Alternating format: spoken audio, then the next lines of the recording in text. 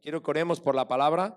Señor, te damos gracias porque tú eres real, porque tú cambias vidas, porque tú liberas nuestras vidas de la depresión, de la angustia, de la ansiedad, de la pobreza, Señor, y nos llevas a lugar espacioso, nos cambias, nos haces nuevas criaturas, Señor. Ministra con tu espíritu en esta mañana, Señor, nuestros corazones, Padre. Trae un conocimiento salvador de ti, Jesús, oh Dios, arrepentimiento y fe. En el nombre de Jesús. Amén.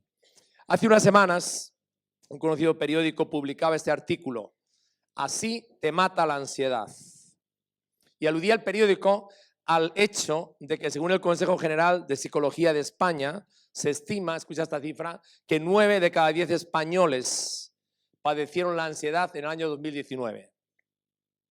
Lo cierto es que nosotros vivimos en una cultura donde hay bienestar económico, hay una buena alimentación, ¿no? La gente practica mucho el deporte. Anoche toda la ciudad de Bilbao estuvo colapsada por cientos de personas lloviendo, pero en las calles, ¿no? Corriendo, y busca la calma, pero tenemos un talón de Aquiles y es la ansiedad. La ansiedad es un estado de inquietud que implica miedo y estrés a la vez cuando el peligro no está presente. Y cuando una persona entra en ansiedad, pues experimenta la sudoración, los temblores, el ahogo, la opresión en el pecho, las náuseas, los mareos, los escalofríos, etc. Ahora, según los médicos, cuando una persona sufre un ataque de ansiedad, un ataque de pánico, ¿dónde está el origen? Bueno, ellos dicen, todos coinciden, los pensamientos, ¿verdad? Es decir, las gafas con las cuales nos ponemos para mirar la realidad. Cuando el pesimismo invade nuestra mente, cuando el pensamiento negativo invade nuestra mente, cuando el catastrofismo llena nuestra mente, cuando nos empezamos a comparar con otros, y recuerda, cuando te comparas siempre sales perdiendo, cuando entramos en la exageración de los problemas, entramos en la culpabilidad, como ha dicho Ruth Andrea, o en el perfeccionismo, que hagamos lo que hagamos nunca somos capaces de satisfacer a esa persona. Ahora, la pregunta en esta mañana, el mensaje es este: ¿cómo puedo tener tranquilidad? Vivimos en una sociedad que es tensa, y nada más ver el noticiero de esta semana, ¿verdad? Nos hemos despertado con el sobresalto de Chile esta noche. Vivimos en una sociedad donde la gente se la pasa corriendo, todo tiene que ser para antes de ayer, y las tecnologías tristemente contribuyen a eso, a que todo tiene que ser corriendo, ¿verdad? Y deprisa. Parece que todo es urgente y si nos descuidamos nos roban la tranquilidad. Entonces, la ansiedad y el estrés médicamente está comprobado que es la mayor causa de infartos y de alta presión arterial. Cada día aumenta tristemente el número de personas que toman tranquilizantes y pastillas para dormir. Y yo quiero presentarte en esta mañana a un hombre, Moisés. Fue un hombre que aprendió a solucionar problemas básicos de la vida y como resultado es un ejemplo de cómo vivir con paz mental en medio de la presión y en medio de un mundo, ¿verdad?, que corre tanto. Moisés vivió calmado, teniendo grandes responsabilidades y mucha presión. Y si hay alguien que realmente tenía derecho a estar tenso, estresado o ansioso, era Moisés. Fíjate cómo era la vida de Moisés. Era responsable de guiar por el desierto a más de 2 millones de personas.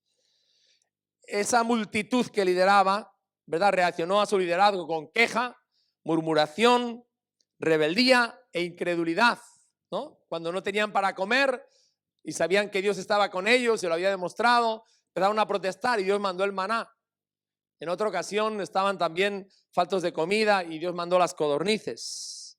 En otra ocasión tenían sed y Dios mandó el agua, pero la actitud de ellos era la murmuración, la queja, la rebeldía, la cuestionar.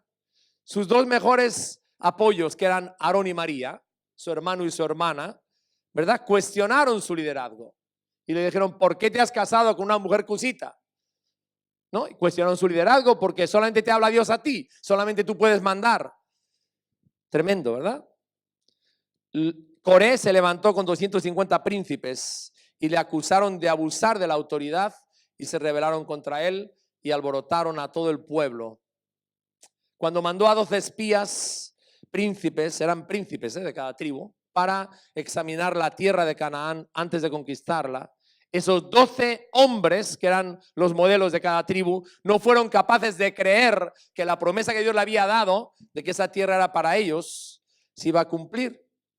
Y exceptuando Josué y Caleb, los otros 10 produjeron un tremendo motín, toda la noche llorando y gritando y diciendo: te has equivocado, ¿por qué nos sacaste de Egipto? No eres un buen líder. Y eso trajo el juicio de Dios y estuvieron 40 años en el desierto dando vueltas hasta que perecieron. Fíjate una cosa, Moisés nunca vio cumplido el sueño y la promesa que Dios le había dado por causa de la incredulidad del pueblo que lideraba. Sin embargo, ¿qué dice la Biblia de él? Si lo lees, dice en Números 12:3 que era el hombre más manso que pisó la tierra. Ahora, la mansedumbre no es debilidad. La mansedumbre no es debilidad, la mansedumbre es fuerza bajo control. Hay una diferencia entre un caballo doméstico y un caballo salvaje. ¿Sí? La fuerza es la misma. Lo que pasa es que en el caballo salvaje esa fuerza no es bien encauzada, mientras que en el caballo doméstico sí lo es. Fuerza bajo control. Entonces, la mansedumbre es esa actitud en la vida que aunque todo se me venga encima y todo se pongan contra mí, aunque todo se complique, mantengo la calma y mantengo los estribos. La pregunta en esta mañana es: ¿cómo Moisés logró tener tranquilidad? ¿Cómo logró tener paz consigo mismo? ¿Verdad? ¿Cómo lo hizo? Vamos a ir a Hebreos, por favor. Te pido que busques, creo que lo tenemos aquí también en la pantalla, que busques esta reseña autobiográfica. Es una reseña muy clara que hace el escritor de Hebreos en lo que se llama la galería de los héroes de la fe. Moisés ocupa un lugar preeminente entre ellos. Hebreos capítulo 11, versículos 23 al 27. Dice: por la fe, Moisés, cuando nació, fue escogido por sus padres por 3 meses, porque le vieron niño hermoso y no temieron el decreto del rey. Por la fe, Moisés, hecho ya grande, rehusó llamarse hijo de la hija de Faraón, escogiendo antes ser maltratado con el pueblo de Dios que gozar de los deleites temporales del pecado, teniendo por mayores riquezas el vituperio de Cristo que los tesoros de los egipcios, porque tenía puesta la mirada en el galardón. Por la fe dejó a Egipto, no temiendo la ira del rey, porque se sostuvo como viendo al invisible. Fíjate, Moisés trató con 4 interrogantes que todo ser humano que pise este planeta, ¿verdad?, tiene que tratar con ellos. Una: ¿quién soy? Esa canción es bien hermosa, gracias al grupo de alabanza, ¿verdad? Por esa canción, la última que hemos cantado. La segunda: ¿qué quiero ser verdaderamente en la vida? La tercera: ¿qué es lo que realmente importa en la vida? Y la cuarta: ¿cómo voy a vivir? Y Moisés respondió bien a cada una de estas preguntas, tomó decisiones correctas y como resultado, en medio de toda esa agitación que le rodeaba, esa tremenda responsabilidad, esa presión de un pueblo quejoso, murmurador, que nunca agradecía nada, él pudo tener paz, ¿verdad? Y quiero ver estos 4 aspectos de una forma detenida con vosotros. Lo primero, queridos amigos, que necesitamos es saber quién soy, resolver nuestra identidad. Fijaros, el primer asunto con el cual Moisés tuvo que lidiar fue la identidad. Cuando fue adulto, dice aquí el texto, rehusó ser conocido como hijo de la hija del faraón. Ahora, la historia de él la sintetizamos rápidamente. Acuérdate que él nació en un momento donde el faraón había dicho que todo hijo varón que naciera debería morir. Tendría que matar a los varones y solamente dejar a las mujeres. Era el edicto del rey y las parteras tenían una orden estricta de que si el niño era varón tenía que morir. Pero los padres de Moisés desafiaron esa orden y no dieron muerte a su hijo, sino que lo tuvieron durante 3 meses escondido. Cuando pasaron los 3 meses y prepararon una canastilla, la calafatearon con brea y lanzaron la canastilla al río, ¿verdad? Al río Nilo. Y cerca de allí estaba bañándose la hija del faraón, ¿no? La hermana de Moisés, Miriam, estaba entre las cañas, ¿no?, vigilando a ver dónde iba a parar, ¿no?, la canastilla. Y la canastilla fue a parar con el bebé a las manos de la hija del faraón. Y la hija del faraón llegó a un acuerdo y le dijo a la mamá que que lo cuidara, que ya le pagaba mientras estaba siendo amamantado. Cuando tuviera el proceso terminara el proceso de amamantar, entonces le devolvería de nuevo a la corte. Y la palabra dice que Moisés se crió en la corte del faraón como un hijo del faraón, ¿verdad? Siendo instruido y conociendo todas las costumbres egipcias como un príncipe. Entonces, fijaros, él tenía un tremendo conflicto en sí, Moisés. Por un lado, era de sangre y de raza judía, sin embargo, había sido criado y educado como egipcio. Y de hecho, todos creían, si has visto la película del príncipe de Egipto, lo refleja muy bien, todos creían que él era un egipcio genuino. Cuando él era ya adulto, ¿no?, se vio obligado a tomar una decisión. ¿Qué voy a hacer con mi vida? ¿No? Sé que soy judío de raza y todo el mundo cree que soy egipcio. Estoy disfrutando todos los privilegios, ¿no?, y los lujos de la corte del faraón. Entonces tuvo que enfrentar una verdadera crisis de identidad. Es decir, ¿voy a vivir como los esclavos judíos o voy a vivir como un príncipe de Egipto? ¿Qué voy a hacer? Una tremenda crisis. Sin embargo, fijaros, Moisés tomó la decisión correcta, ¿no? Rehusó todos los privilegios de ser hijo de Faraón para identificarse con un pueblo esclavo que estaba sufriendo un terrible maltrato y opresión. Y esa identificación le costó 80 años en el desierto.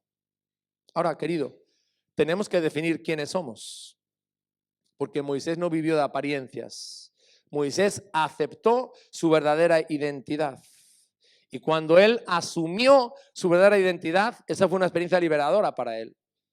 Si tú no eres tú mismo, tal como Dios te creó, ¿verdad?, no vas a tener paz en la vida, ¿no? Dios te creó como una persona especial, no te diseñó como alguien especial y Él quiere que tú y yo vivamos en esa identidad. Y sabes, la única forma de ser nosotros mismos y de tener la identidad que Dios nos ha dado es venir a Cristo Jesús. Cuando venimos a Jesús a través del arrepentimiento y de la fe, Él nos cambia totalmente y Él nos da la identidad verdadera, ¿verdad?, que Él quiere que tengamos. Juan capítulo 3, vamos a leer aquí, fíjate la palabra de Dios con qué claridad, ¿no?, nos revela esta verdad tan importante. Juan capítulo 3, versículo 5, dice aquí: respondió Jesús, de cierto te digo, que el que no naciere del agua y del Espíritu no puede entrar en el reino de Dios. Tienes que experimentar, querido amigo, un cambio total dentro de ti que se llama el nuevo nacimiento, para que realmente puedas ser tú mismo y vivir la identidad que Dios te ha dado. Colosenses capítulo 2, versículo 13, dice aquí, en este caso es Pablo, dice esto: y vosotros, estando muertos en pecados y en la incircuncisión de vuestra carne, os dio vida juntamente con él, perdonándoos todos vuestros pecados, anulando el acta de los decretos que había contra nosotros, que nos era contraria, quitándola del medio y clavándola en la cruz. Y en Romanos, cuando habla acerca de lo que somos, nuestra condición, dice Romanos 3:23, dice la palabra de Dios aquí: por cuanto todos pecaron, esa es nuestra condición, nuestra realidad, están destituidos de la gloria de Dios, siendo justificados gratuitamente por su gracia, mediante la redención que es en Cristo Jesús, a quien Dios puso como propiciación por medio de la fe en su sangre. Solamente Cristo, querido amigo, te puede dar una verdadera identidad. Si alguno está en Cristo, ¿qué ocurre? Una nueva criatura es. Las cosas viejas pasaron, ¿verdad? Por muy dolorosa o difícil o dañada que haya sido nuestra vida en el pasado, ¿verdad?, en Cristo Jesús Él nos hace una nueva criatura. Luego, ahora soy hijo cuando creo en Jesús. Ahora soy amado, aceptado, justificado y coheredero con Cristo. En segundo lugar, tenemos que aceptar nuestras responsabilidades. Fijaros, Moisés tuvo que lidiar también con el tema de la responsabilidad personal. El versículo 25 lo dice muy claro, ¿verdad? Primero rehusó aparentar lo que no era. Asumió su verdadera identidad. Y luego, de acuerdo con esa identidad que tenía, siguió el camino y el propósito de Dios. Y sabes, la vida cristiana, hay personas que se confunden. No es un conjunto de prohibiciones. No lo es, ¿verdad? Moisés decidió asumir la responsabilidad de esa identidad que había escogido. Y hoy esta actitud no es popular, ¿no? A la mayoría de los seres humanos les encanta echar la culpa a otras personas, a los demás, y no aceptar su responsabilidad personal. Fijaros, desde Génesis vemos esto. Cuando Adán y Eva se salieron fuera de la identidad de Dios deliberadamente, que tenían, ¿no?, en el principio, en el capítulo 3 de Génesis, versículo 11, dice, Dios le dijo, ¿quién te enseñó que estabas desnudo? ¿Has comido del árbol de que yo te mandé que no comieses? Y el hombre respondió, no dijo, sí he comido, dijo, la mujer que me diste por compañera me dio del árbol y yo comí, ¿verdad? Primero le echó la culpa a ella y después, claro, tuvo que admitir la realidad. Ahora, hay otro caso de esta actitud tan común que está en 1 Samuel. En este caso es un rey que recibe un mandato expreso de parte de Dios. 1 Samuel 15. Es Saúl, ¿verdad? Recibe un mandato de Dios a través de Samuel, versículo 3. Leo 4 versículos para hacer el escenario. Dice 1 Samuel 15:3, ve pues y hiere a Amalec y destruye todo lo que tiene y no te apiades de él, mata a hombres, mujeres y niños y aun los de pecho, vacas, ovejas, camellos y asnos. Era un tiempo de juicio de Dios sobre estas personas por toda una serie de situaciones que se habían dado antes. Ahora, el versículo 9 dice, Saúl y el pueblo perdonaron a Agag y a lo mejor de las ovejas y del ganado mayor, de los animales engordados, de los carneros y de todo lo bueno, y no lo quisieron destruir, mas todo lo que era vil y despreciable destruyeron. Ahora, Dios viene aquí y pide responsabilidad. Versículo 14. Samuel le dijo entonces, pues qué balido de ovejas y bramido de vacas es este que yo oigo en mis oídos. Versículo 15, Saúl respondió, de Amalec los han traído ellos, porque el pueblo perdonó lo mejor de las ovejas y de las vacas para sacrificarlas a Jehová tu Dios, pero lo demás lo destruimos. Un hombre que no quiso asumir la responsabilidad de lo que él había hecho deliberadamente. Sin embargo, hay un modelo de un hombre que realmente la embarró, pero mucho, profundamente, ¿verdad? Sin embargo, su reacción cuando Dios le llama la atención es reconocer su responsabilidad. Vamos al Salmo 51 y estoy hablando de David, ¿verdad? Cuando Dios le habla a David, en el Salmo 51, fijaros cómo reacciona David. Yo reconozco mis rebeliones y mi pecado está siempre delante de mí. Contra ti solo he pecado y he hecho lo malo delante de tus ojos, para que sea reconocido justo en tu palabra y tenido por puro en tu juicio. ¿Sabéis? A todos nosotros nos encanta culpar a otros, ¿verdad? Somos expertos en eso, pero nos cuesta mucho asumir la responsabilidad de nuestras decisiones. Moisés no culpó a nadie, asumió la responsabilidad de su propia vida. ¿Sabes?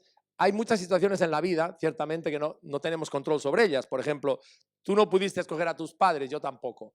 No pudiste escoger el lugar de nacimiento, ¿verdad? No pudiste escoger tu sexo, nada de eso lo pudiste escoger. Sin embargo, hay algo sobre lo que sí tenemos absoluto control y es cómo respondo yo a lo que me hacen o a lo que me dicen. Yo decido responder o como una persona amargada o como una persona agradecida. Esa es mi opción.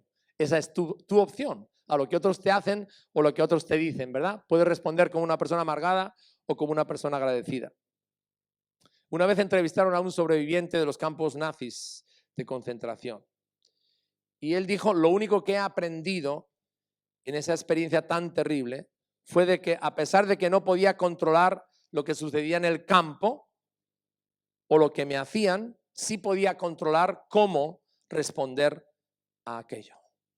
Entonces, cada uno de nosotros somos responsables, queridos amigos, queridos hermanos, de cómo reaccionamos a lo que nos sucede o a lo que nos dicen. Y vamos a ver otro ejemplo muy impactante aquí en la vida de David, 1 Samuel, capítulo 30.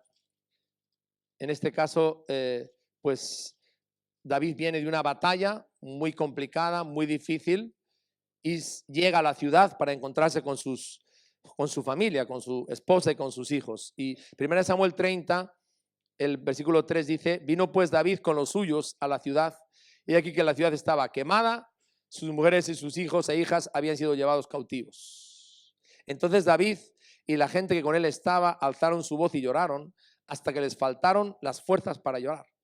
¿Alguna vez has estado en esa situación? Que has llorado tanto que ya no tienes lágrimas, ya no puedes con el dolor, ya no puedes con esa impotencia que sientes. Bueno, así estaba David. Así estaba David. Y dice, las dos mujeres de David, Ainoam, jezreelita, y Abigail, la que fue mujer de Nabal, el de Carmel, también eran cautivas. Y David se angustió mucho, porque el pueblo, fijaros, hablaba de apedrearlo, pues todo el pueblo estaba en amargura de alma, cada uno por sus hijos y por sus hijas. Ahora la cuestión, si esta situación era tan grave, ¿qué podía hacer David? ¿Podía hacer algo? Bueno, el versículo lo añade, ¿verdad? Pero David, él decidió hacer esto en esa situación. Decidió fortalecerse en Jehová, su Dios. Entonces nosotros decidimos, queridos, cómo reaccionamos a lo que nos pasa. Nosotros decidimos. David, en vez de ponerse a lamentarse, ¿verdad? Y a formar un problema ahí, él dijo, bueno, yo decido una cosa. Voy a sacar fortaleza de Dios. Y solamente Él me va a ayudar a superar esta situación y a recuperarla. Lo tercero, decidir nuestras prioridades. Dice aquí algo contundente, ¿no? Moisés prefirió ser maltratado con el pueblo de Dios a disfrutar de los placeres del pecado que son pasajeros, ¿no? Y fijaros, él entendió que el vituperio, el rechazo y el sufrimiento por causa de seguir a Cristo era la mayor riqueza, una riqueza mucho mayor que los tesoros y los placeres de Egipto. Y encaró un problema que todos tenemos que encarar cada día, y es cuáles son realmente mis prioridades. ¿Cuáles son realmente nuestras prioridades? ¿Verdad? Él tuvo que decidir cuál iba a ser primero y más importante en su vida. ¿Verdad? Ahora, humanamente hablando, si estuviéramos en lugar de Moisés, fijaros, Moisés lo tenía todo, tenía tres cosas que la gente sueña con tener. Primero, tenía el poder absoluto, poder político. Segundo, tenía el placer absoluto. Él ordenaba y lo que pedía se lo daban. Y en tercer lugar, tenía las riquezas absolutas. O sea, tuvo éxito en sus manos, tenía todo lo que un ser humano desea tener en la vida, humanamente hablando. Lo que muchas personas persiguen, anhelan y sueñas. ¿Verdad? Y a veces cuando estamos en los caminos del Señor, andamos entre dos aguas, ¿verdad? Queremos congraciarnos con el mundo y queremos servir a dos señores en vez de hacer un compromiso radical con Jesús como sus discípulos. Jesús en esto fue muy claro, ¿verdad? Muy claro con las multitudes que le seguían. Y yo quiero leer tres expresiones de Jesús donde Él nos habla muy claro que tenemos que decidir cuáles son de verdad nuestras prioridades. Mateo 6:24 dice aquí, ninguno puede servir a dos señores, porque o aborrecerá al uno o amará al otro, o estimará al uno o menospreciará al otro. No podéis servir a Dios y a las riquezas. Es claro, Jesús es muy, muy claro. Ahora, en Lucas capítulo 14 hay un grupo de personas que le quieren seguir y le van dorando la píldora a Jesús, pero Jesús es también muy claro en cuanto a esto. Lucas 14:26, si alguno viene a mí y no aborrece o no ama menos a su padre, madre y mujer e hijos y hermanos y hermanas y aún también su propia vida, no puede ser mi discípulo. Y el que no lleva su cruz y viene en pos de mí, no puede ser mi discípulo. La cruz es la muerte, ¿no? Es morir. La cruz es morir, ¿no? Jesús fue muy claro en el sentido de las prioridades. Y el apóstol Juan, cuando hablaba de la lucha que tenemos, ¿no? en la vida cristiana con el mundo, con la atracción del mundo, en el capítulo 2, versículo 15, también es muy claro. No améis al mundo ni las cosas que están en el mundo. Si alguno ama al mundo, el amor del Padre no está en él. No puede haber dos amores a la vez en nuestra vida, ¿verdad? Si amamos el mundo y las cosas del mundo, entonces el amor del Padre no está en nosotros. Ahora quiero decirte algo, en la realidad de la vida, ser popular dura poco. Disfrutar del placer se termina pronto. Por eso Moisés rechazó los placeres temporales, porque tenía los ojos puestos en lo eterno. El dinero no te da seguridad. Jesús afirmó que la vida del hombre no consiste en la abundancia de las cosas que posee. Las riquezas no dan la felicidad. Por eso Rockefeller, cuando le dijeron, para ser usted más feliz, ¿qué necesita? $1 más, ¿verdad? $1 más. Nunca, ¿verdad? Eso va a saciar nuestra alma. El dinero es para utilizarlo, no para amarlo, ¿no? Entonces, fijaros, Moisés tenía las prioridades claras, ¿no? Mateo 6:33, buscad primero el reino de Dios y su justicia y todas las demás cosas nos serán dadas por añadidura. Por eso tenía paz, no sufría ansiedad, no se aferró, fijaros, ni a la popularidad, ni a las riquezas, ni a los placeres, porque él sabía que lo único que permanece en esta vida es lo eterno. Y ello, por supuesto, conllevó un sufrimiento temporal, pero para ganar los tesoros eternos y el galardón eterno. Y en cuarto lugar, lo que hizo Moisés fue enfrentar las dificultades. Yo estoy seguro que a Moisés muchas veces le placía tirar la toalla. De hecho, en una ocasión, 2 ocasiones le dice a Dios, o sea, si esto va a ser así, si tengo 2 millones de personas quejándose todo el día, mejor me muero. Le dijo a Dios, imaginaos cómo estaba Moisés, ¿no? Hasta arriba. O sea, mejor quítame la vida ya, ¿no? Entonces Dios le provee a ancianos en esa ocasión, en otra ocasión le contesta y le ayuda. Pero era una situación de mucha dificultad en liderazgo. Moisés lidió con perseverar. Querido, en la vida hay que lidiar con eso, ¿verdad? Hay días que te levantas y como que no tienes ganas de seguir. Eso es normal. Eso es normal, ¿verdad? Hay que lidiar con la perseverancia, ¿no? No hay ganancia en la vida sin trabajo duro. No hay avance, escúchame bien, sin adversidad. No lo hay, ¿verdad? No hay progreso sin dificultad. Ahora, ¿por qué prosperó Moisés y llegó hasta el final y cumplió su cometido, aunque no vio el sueño cumplido? ¿Por qué persistió? Prosperó porque persistió. Y sabes, la clave para tener paz y tener tranquilidad es saber una cosa: las dificultades nos llegan a todos. ¿Tienes eso claro?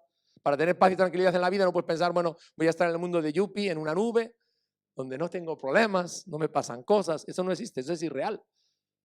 La vida no es fácil, ¿verdad? Por supuesto. Pero él sabía que las dificultades llegaban, lógicamente las enfrentó, ¿verdad? Pero nunca permitió que eso le alejara de Dios, nunca, sino al contrario, ¿no? Buscó a Dios, ¿no? Se acercó más a Dios, ¿no? Cayó de rodillas, se convirtió en un tremendo intercesor. Los pasajes más profundos de Moisés, tú le ves de rodillas, le ves clamando a Dios, y aquellos que le hacían la vida tan difícil, Moisés diciendo, Señor, no les destruyas, perdónalos. En un momento estaba tan harto que le dice, bueno, mira, Moisés, voy a hacer de ti un pueblo nuevo, y a todos estos les barro del mapa. Y Moisés le dice, no, si vas a hacer eso, bárreme a mí de tu libro. Fue un hombre que entendió la importancia de la oración y de la intercesión, porque eso cambia las cosas.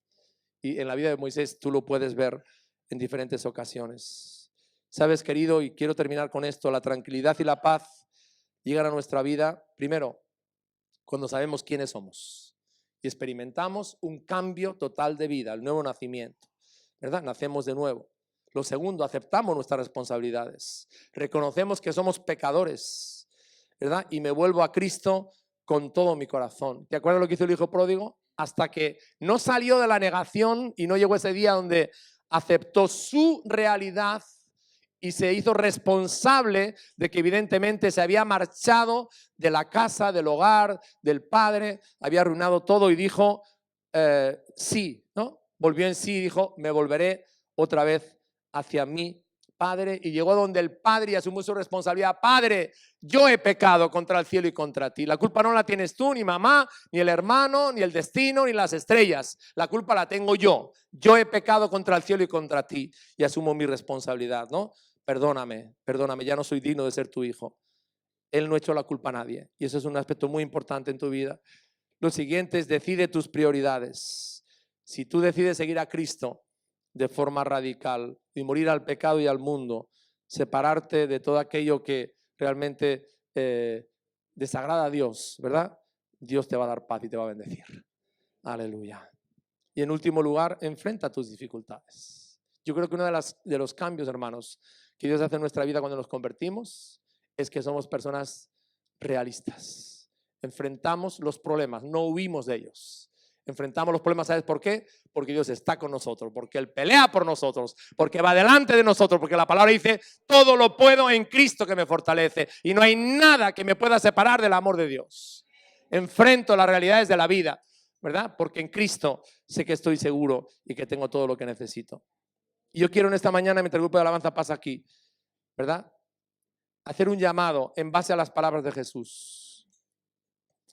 Quizás tú estás en este momento viviendo en tu vida una tempestad, una tormenta, no tienes paz, no tienes tranquilidad, hay cosas que te quitan el sueño o que te inquietan, ¿verdad? Diferente tipo de situaciones, de problemas, de necesidades. Cuando Jesús nos habló acerca de esto, fíjate lo que Él dice, lo que Él promete, lo que Él es. Él dice en Mateo 11:28, lo tienes ahí en la pantalla, venid a mí todos los que estáis trabajados, inquietos, intranquilos, podemos poner ansiosos, estresados, y yo os haré descansar. Llevad mi yugo sobre vosotros, aprended de mí, que soy manso y humilde de corazón, y hallaréis descanso para vuestras almas, porque mi yugo es fácil y ligera mi carga. Vamos a cantar una canción que es muy bonita y muy suave. Voy a pedir a los instrumentos que lo hagan muy bajo. Quiero oír las voces. Dice esto, dulce refugio en la tormenta. Es Jesús. Delante de Jesús y le diga, Señor, yo he pecado, me he alejado de ti, me he apartado, me he separado de ti. Estoy caminando por el camino erróneo, Señor. Y quiero hoy volverme a ti. Hoy es un día de arrepentimiento, es un día de buenas noticias para ti, donde Dios quiere, aleluya, que tomes la mejor decisión de tu vida. Aleluya. Recibir a Jesús. Recibir a Jesús en tu corazón.